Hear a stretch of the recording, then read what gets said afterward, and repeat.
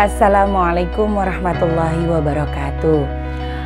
Halo, apa kabar peserta didik Samapta yang selalu cetar, cerdas, terampil, berkarakter. Semoga kalian selalu diberikan kesehatan lahir dan batin, keselamatan dan kebahagiaan. Amin.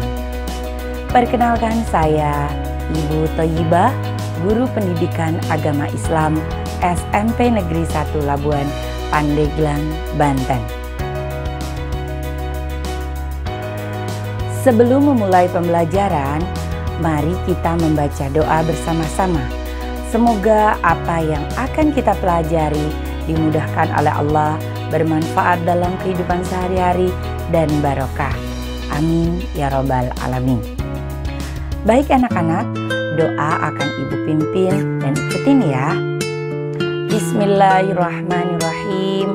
Allahumma inni as'aluka ilman nafi'a wa rizqan thayyiba wa amalan mutaqabbala. Anak-anak, mari kita bahas tujuan pembelajaran. Pada materi tentang ketentuan bersuci dari hadas kecil dan hadas besar kali ini, diharapkan setelah mengikuti pembelajaran melalui video, peserta didik mampu 1. Menjelaskan pengertian toharoh, 2. Menjelaskan pengertian najis, 3. Menjelaskan macam-macam najis, 4. Menjelaskan pengertian hadas, 5. Menjelaskan macam-macam hadas, 6. Menjelaskan tata cara bersuci dari hadas kecil dan hadas besar. Dan yang terpenting adalah anak-anak mampu menerapkan dalam kehidupan sehari-hari.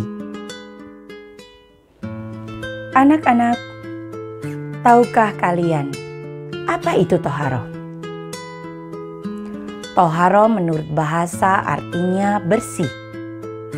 Sedangkan menurut istilah syara, toharoh adalah bersuci dari najis dan hadas. Jadi, toharoh dibagi menjadi 2, bersuci dari najis dan bersuci dari hadas. Perhatikan gambar berikut. Gambar yang pertama tentang bersuci dari najis. Gambar yang kedua tentang bersuci dari hadas kecil. Dan gambar yang ketiga, bersuci dari hadas besar. Mari kita bahas bersama-sama. Dan yang pertama yang perlu kita ketahui sebelum kita membahas tentang hadas, kita akan belajar bersama-sama tentang toharoh dari najis atau bersuci dari najis. Tahukah kalian apa itu najis? Najis adalah kotoran yang menyebabkan seseorang terhalangnya untuk beribadah kepada Allah Subhanahu wa Ta'ala. Jadi, kalau kita terkena najis, maka kita terhalang untuk beribadah kepada Allah. Maka sebelum beribadah, kita harus memastikan semuanya bersih, termasuk badan, pakaian, dan lingkungan yang menjadi tempat segala aktivitas kita. Anak-anak, ada berapa macamkah najis? Ya, bagus. Ada 3 macam najis, yaitu najis mukhaffafah, najis mutawassithah, dan najis mughalladah. Mari kita bahas bersama-sama satu persatu. Yang pertama adalah najis mukhaffafah. Najis mukhaffafah itu disebut dengan najis yang ringan. Kenapa ringan? Karena mudah dibersihkan. Contoh, air seni bayi laki-laki yang belum berumur 2 tahun dan belum makan apapun kecuali air susu ibu. Jadi anak-anak, kalau bayi laki-laki itu umurnya lewat dari 2 tahun atau sudah makan sesuatu selain air susu ibu, maka tidak termasuk najis mukhaffafah. Nah, bagaimana cara mensucikannya? Cara mensucikannya sangat mudah. Cukup dengan dipercikkan atau mengusapkan air yang suci pada permukaan yang terkena najis. Jadi anak-anak, kalau kamu tidak sengaja ketika menggendong adik kamu kemudian pipis, sedangkan adik kamu belum berumur 2 tahun dan belum makan apa-apa kecuali air susu ibu, maka cukup yang kamu lakukan dengan memercikkan atau mengusapkan air yang suci pada permukaan yang terkena air seni tersebut. Baik anak-anak, berikutnya yang kedua adalah najis mutawasito atau disebut juga dengan najis pertengahan. Contoh najis jenis ini adalah darah, nanah, air seni, tinja, bangkai binatang, dan sebagainya. Dan perlu diketahui anak-anak, najis mutawasito dibagi menjadi 2. 1 najis mutawasito hukmiyah dan 2 najis mutawasito ainiyah. Apakah yang dimaksud dengan najis mutawasito hukmiyah? Najis mutawasito hukmiyah adalah najis yang diyakini adanya, tetapi tidak nyata wujudnya atau zatnya, baunya maupun rasanya. Jadi anak-anak, walaupun najis mutawasito hukmiyah tidak nampak, tapi kalau kita meyakini pernah terkena najis mutawasito, maka kita harus mensucikannya. Nah, bagaimana cara mensucikannya? Sangat mudah, yaitu dengan cukup mengalirkan air yang terkena najis tersebut. Jadi, kalau diyakini terkena najis, maka alirkan air yang suci dan mensucikan. Adapun najis mutawasito ainiyah adalah najis yang tampak wujudnya atau zatnya dan bisa diketahui bau maupun rasanya.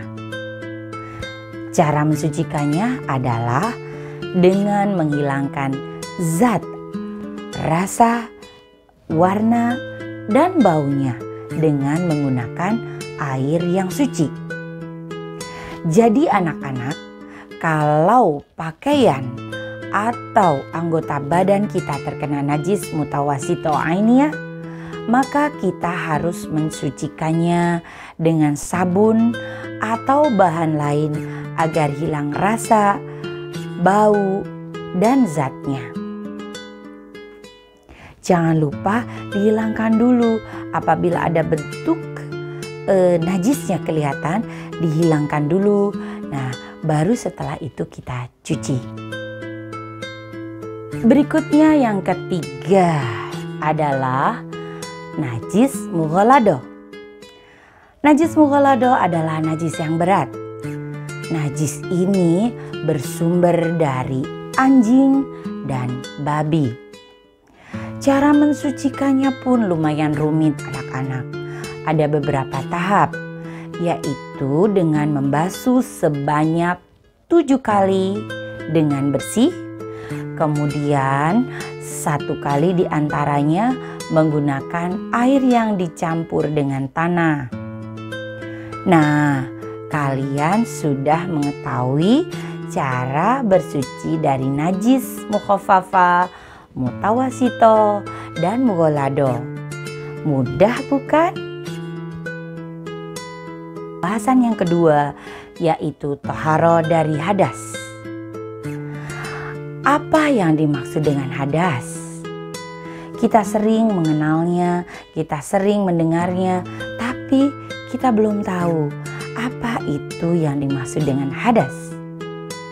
Hadas adalah keadaan tidak suci pada diri seorang muslim yang menyebabkan ia tidak boleh sholat, tawaf, dan ibadah lainnya.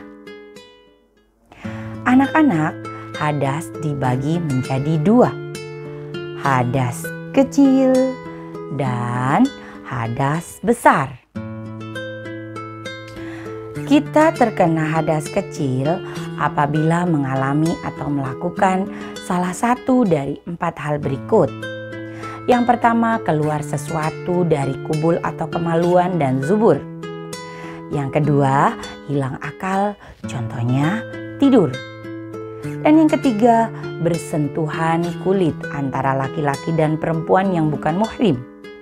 Dan yang keempat, menyentuh kubul atau kemaluan dan zubur dengan telapak tangan. Nah, anak-anak, apabila kita mengalami atau melakukan salah satu dari 4 hal tadi, maka kita dalam keadaan berhadas kecil. Lalu, bagaimana cara mensucikannya? Cara mensucikan hadas kecil yaitu dengan cara berwudu. Apabila tidak ada air atau karena sesuatu hal, maka kita bisa tayamum. Selanjutnya, bagaimana dengan hadas besar? Kita masuk pembahasan hadas besar. Kita terkena hadas besar apabila mengalami atau melakukan salah satu dari 6 perkara, yaitu 1. Berhubungan suami istri. 2. Keluar mani atau sperma. 3. Haid atau menstruasi. 4. Melahirkan. 5. Nifas. Dan ke-6. Meninggal dunia. Bagaimanakah cara mensucikan dari hadas besar? Cara mensucikan hadas besar dengan cara mandi wajib. Apabila tidak ada air atau karena sesuatu hal, maka bisa tayamum. Nah, selanjutnya bagaimana tata cara toharo dari hadas? Jadi anak-anak, tata cara toharo dari hadas meliputi mandi wajib, wudhu, dan tayamum.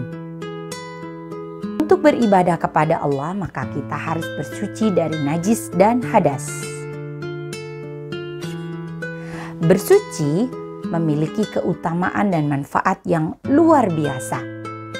Orang yang hidupnya bersih akan terhindar dari berbagai macam penyakit, baik berasal dari bakteri atau virus ataupun dari lainnya, termasuk virus corona. Jadi anak-anak, pesan ibu tetap jaga kebersihan, baik kebersihan badan, pakaian, maupun lingkungan. Karena kebersihan akan membuat kita menjalani hidup dengan lebih nyaman dan indah. Anak-anak, untuk menguji pemahaman kalian tentang konsep toharo, mari kita berlatih. 1. Apa yang dimaksud dengan toharo? 2. Jelaskan perbedaan antara najis dan hadas. Yang ketiga, sebutkan macam-macam najis dan berikan contohnya. Yang keempat, sebutkan hal-hal yang menyebabkan seseorang berhadas besar. Dan yang kelima, apakah toharo dapat mencegah dari virus corona? Baik anak-anak, demikianlah pembelajaran tentang ketentuan toharo dari hadas kecil dan hadas besar. Semoga bermanfaat. Ingat, tetap semangat belajar. Belajar di mana saja, kapan saja, dengan siapa saja. Jangan lupa terus jaga kebersihan. Akhirul kalam. Wassalamualaikum warahmatullahi wabarakatuh.